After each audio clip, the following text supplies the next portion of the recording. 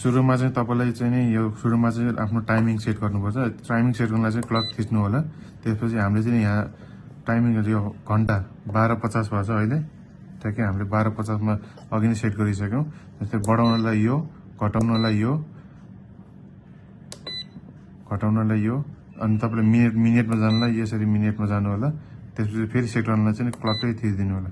त्यसपछि हजुरको temperature set गर्नलाई चाहिँ सेट 3 सेकेन्डसम्म थिचिराख्नु होला।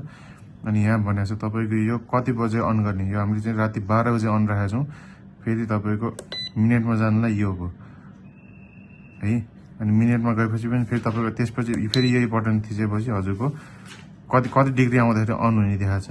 हामीले चाहिँ यहाँनिर तपाईको 65 डिग्रीमा अन गरेर पहिले छोडिराख्यौं। त्यसपछि हामीले फेरि अनि सेट गर्छौं। सेट गरेपछि अफ भनेर आउँछ तपाईको।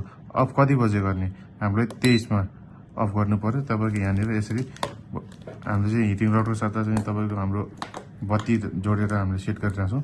23 मा अफ गर्ने भनेपछि 23 मा ठ्याक्कै 23 भनेको राति 11 बजे अफ गर्ने। त्यसमा मिनेट सेट गर्ने, मिनेट सेट गर्ने।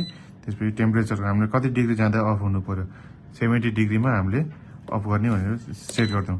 त्यसपछि तपाईको 2 आउँछ। सेकेन्डमा पनि हामीले चाहिँ त्यही अनुसारै गर्दै थियौं। सेकेन्डमा 12 बजे अन हुने, मिनेटमा नि हामीले 00 राखौं। अनि कति डिग्री जाँदा कति डिग्रीमा अन हुने, 55 डिग्रीमा अन हुने। अनि हामीले फेरि सेट गर्यौं।